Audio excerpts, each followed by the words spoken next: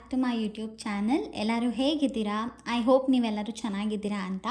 ನಾನು ಚಂದನ.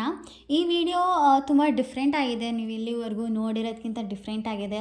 ಯಾಕೆ ಅಂತಂದರೆ ನಾನು ತಿರುಪತಿಗೆ ಹೋಗಿದ್ದೆ, ಆ ಕ್ಲಿಪ್ಸು ಇದೆ, ಮತ್ತು ರ್ಯಾಂಡಮ್ ಫನ್ ಕ್ಲಿಪ್ಸು ಸಹ ಇದೆ. ಸೊ ನಿಮಗೆ ಇಷ್ಟ ಆಗುತ್ತೆ ಅಂತ ಅಂದ್ಕೊಂಡು ಈ ವಿಡಿಯೋನ ಮುಂದುವರಿಸ್ತಿದ್ದೀನಿ. ಸ್ಯಾಟರ್ಡೇ ಒಂದು ಸತ್ಯನಾರಾಯಣ ಪೂಜೆ ಇತ್ತು. ರೀಸೆಂಟಾಗಿ ಒಂದು ಫ್ಯಾಮಿಲಿ ಫ್ರೆಂಡ್ ಒಂದು ಮದುವೆ ಆಗಿತ್ತು. ಅವರು ಪೂಜೆನ ಇಟ್ಕೊಂಡಿದ್ದು ಅಲ್ಲಿಗೆ ಹೋಗಿದ್ವಿ. ತುಂಬ ಚೆನ್ನಾಗಾಯಿತು ಸತ್ಯನಾರಾಯಣ ಪೂಜೆ. ಡೆಕೋರೇಷನ್ಸು, ಪೂಜೆ, ಅದರ ಎನ್ವೈರನ್ಮೆಂಟೇ ತುಂಬ ಚೆನ್ನಾಗಿತ್ತು. ನಾವು ಅಲ್ಲಿಂದ ಮುಗಿಸ್ಕೊಂಡು ಹೊರಟ್ವಿ. ಎಲ್ಲಿಗೆ ಹೊರಟ್ವಿ ಅಂತ ಯೋಚನೆ ಮಾಡ್ತಿದ್ರೆ, ನಾವು ಸತ್ಯನಾರಾಯಣ ಪೂಜೆ ಬೆಳಗ್ಗೆ ಅಟೆಂಡ್ ಮಾಡಿ ಮಧ್ಯಾಹ್ನ ಹೊರಟಿದ್ದು ತಿರುಪತಿ ಕಡೆಗೆ. ಯಾಕೆ ಸಡನ್ನಾಗಿ ತಿರುಪತಿ ಅಂತ ಯೋಚನೆ ಮಾಡ್ತಿದ್ದೀರಾ? ಯಾಕೆ ಅಂದರೆ ಅದ್ರ ನೆಕ್ಸ್ಟ್ ಡೇ ನಮ್ಮ ಅಪ್ಪ ಅಮ್ಮದು ವೆಡ್ಡಿಂಗ್ ಆ್ಯನಿವರ್ಸರಿ ಇತ್ತು.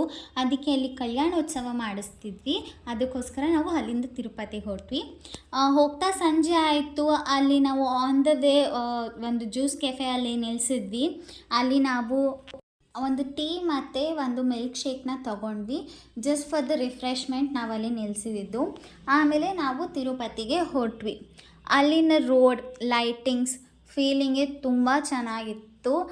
ಲೈಕ್ ಎಲ್ಲಾದರೂ ಹೋಗಬೇಕು ಅಂದರೆ ಆಟೋಮೆಟಿಕ್ಕಾಗಿ ಎಕ್ಸೈಟ್ಮೆಂಟ್ ಜಾಸ್ತಿ ಆಗುತ್ತಲ್ಲ, ಅದೇ ಥರನೇ ನಮಗೂ ಅಲ್ಲಿ ಆಗಿದ್ದು. ಹೋಗ್ತಾ ದಾರಿನೇ ಎಷ್ಟು ಚೆನ್ನಾಗಿದೆ ಅಂತ ಎಕ್ಸೈಟ್ಮೆಂಟಲ್ಲಿದ್ದೆ. ಇನ್ನು ನಮಗೆ ತಿರುಮಲ ದೇವ್ರ ದರ್ಶನಕ್ಕೆ ಟಿಕೆಟ್ ಬಂದು ನೆಕ್ಸ್ಟ್ ಡೇ ಇರೋದ್ರಿಂದ ನಾವು ಬೆಟ್ಟದ ಕೆಳಗೇ ನೈಟ್ ಹಾಲ್ಟ್ ಆದ್ವಿ. ನಾವು ರೀಚ್ ಆಗೋಕ್ಕೆ ಅರೌಂಡ್ 8 o'clock ಆಯಿತು. ಸೊ ಅಲ್ಲೇ ಕೆಳಗಡೆ ಇರೋ ಪದ್ಮಾವತಿ ದೇವಸ್ಥಾನಕ್ಕೆ ಹೋಗಿದ್ವಿ. ಅಲ್ಲಿ ಅಂತೂ ತುಂಬ ಜನ ಇದ್ದರು. ಆ್ಯಂಡ್ ಮೇನಾಗಿ ಏನು ಅಂತಂದರೆ ದೇವಸ್ಥಾನದೊಳಗೆ ಮೊಬೈಲ್ ಎಂಟ್ರಿ ಇಲ್ಲ. ನಾವು ಪರ್ಸೊಳಗೆ ಇಟ್ಕೊಂಡಿರ್ತೀವಿ, ಪಾಕೆಟಲ್ಲಿ ಇಟ್ಕೊಂಡಿರ್ತೀವಿ. ನೋ, ಆ ಥರ ಎಲ್ಲ ಏನೂ ಇಲ್ಲ. ಎಂಟ್ರಿಯಲ್ಲೇ ಗೇಟ್ ಹತ್ರನೇ ಚೆಕಿಂಗ್ ಮಾಡಿದ್ರೆ ನಮ್ಮನ್ನ ಒಳಗಡೆ ಬಿಡೋದು. ಸೊ ನೀವೇನಾದರೂ ಅಲ್ಲಿಗೆ ಹೋಗ್ತಾ ಇದ್ದೀರಾ ಅಂತ ಅಂದರೆ ಮೊಬೈಲ್ ಕೌಂಟ್ರಲ್ಲಿಡಿ. ಅಥವಾ ನೀವು ಓನ್ ವೆಹಿಕಲಲ್ಲಿ, ಕಾರಲ್ಲಿ ಏನಾದರೂ ಹೋಗ್ತಿದ್ದೀರ ಅಂದರೆ ಕಾರಲ್ಲೇ ಬಿಡಿ. ಬಿಕಾಸ್ ನಾವು ಎಂಟ್ರಿನೇ ಬೇರೆ ಕಡೆ ಹಾಕ್ತೀವಿ, ಮೊಬೈಲ್ ಕೌಂಟರೇ ಬೇರೆ ಕಡೆ ಇರುತ್ತೆ, ಮತ್ತು ಎಕ್ಸಿಟೇ ಬೇರೆ ಕಡೆ ಹಾಕ್ತೀವಿ. ತುಂಬ ಕನ್ಫ್ಯೂಷನ್ಸ್ ಇರುತ್ತೆ. ಸೊ ಓನ್ ವೆಹಿಕಲಲ್ಲೇ ಇದ್ದರೆ ಓನ್ ವೆಹಿಕಲಲ್ಲೇ ಮೊಬೈಲ್ ಇಡಿ. ಆ್ಯಂಡ್ ನಾವು ದೇವ್ರ ದರ್ಶನ ಮಾಡ್ಕೊಂಡು ಬಂದ್ವಿ. ದರ್ಶನ ತುಂಬ ಚೆನ್ನಾಗಾಯಿತು. ಆ್ಯಂಡ್ ಆಚೆ ಕಡೆ ನೀವು ಶಾಪಿಂಗ್ ಮಾಡಬೇಕು ಅಂದರೆ ತುಂಬಾ ಶಾಪಿಂಗ್ ಸ್ಟಾಲ್ಸ್ ಎಲ್ಲ ಇದೆ. ತುಂಬ ಚೆನ್ನಾಗಿ ನೀವು ಶಾಪಿಂಗ್ ಮಾಡ್ಬೋದು. ನಾವು ದರ್ಶನ ಮಾಡಿಕೊಂಡು ನಮ್ಮ ರೂಮ್ ಸ್ಟೇ ಕಡೆ ಹೊರಟ್ವಿ. ನಾವು stay ಆಗಿದ್ದಂಥ room hotel Ziyan. Hotel ತುಂಬ ಚೆನ್ನಾಗಿದೆ.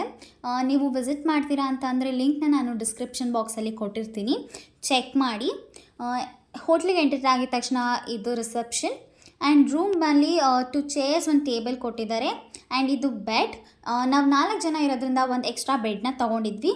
AC ರೂಮ್ ಇದೆ, ಒಂದು ವಾರ್ಡ್ರೂಬ್, ಇನ್ನೊಂದು table, dressing table, mirror and bathroom.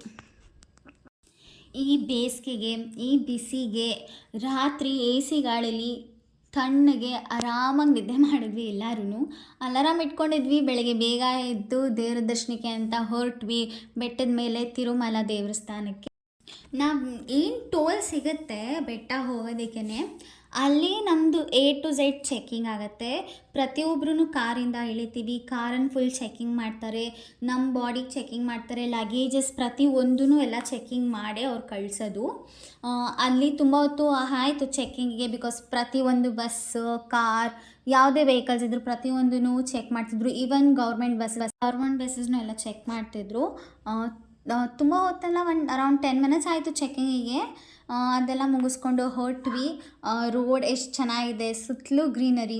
ಅಲ್ಲೇ ಇರೋಣ ಅನಿಸುತ್ತೆ, ಅಷ್ಟು ಚೆನ್ನಾಗಿದೆ. ಸುತ್ತಲೂ ಗ್ರೀನರಿ ಇಲ್ಲ. ಆ್ಯಂಡ್ ಮೇನ್ ಏನು ಅಂತಂದರೆ, ನಾನು ಆಗಲೇ ಹೇಳ್ದಂಗೆ ಫೋನ್ ಏನೂ ಅಲೋ ಇರಲಿಲ್ಲ.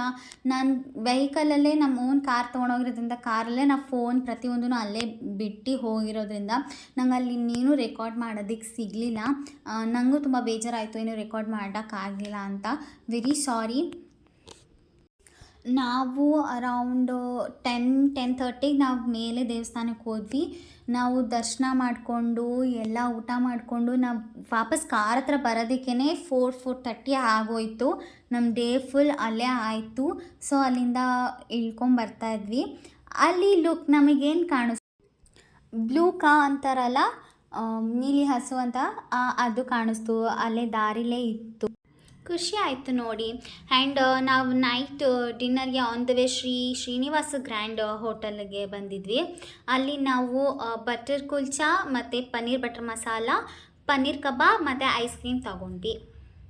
ಓಕೆ, ಇಷ್ಟು ವಿಡಿಯೋ ಏನಿತ್ತು 2 ಡೇಸ್ ಆಗಿತ್ತು, ಸ್ಯಾಟರ್ಡೆ ಮತ್ತು ಸಂಡೇದು. ನಾವು ಮನೆಗೆ ಬರೋದಕ್ಕೆ ತುಂಬ ಲೇಟ್ ಆಯಿತು. ಈ ಕ್ಲಿಪ್ಸ್ ಏನಿದೆ ಆಫ್ಟರ್ 1 ವೀಕದು.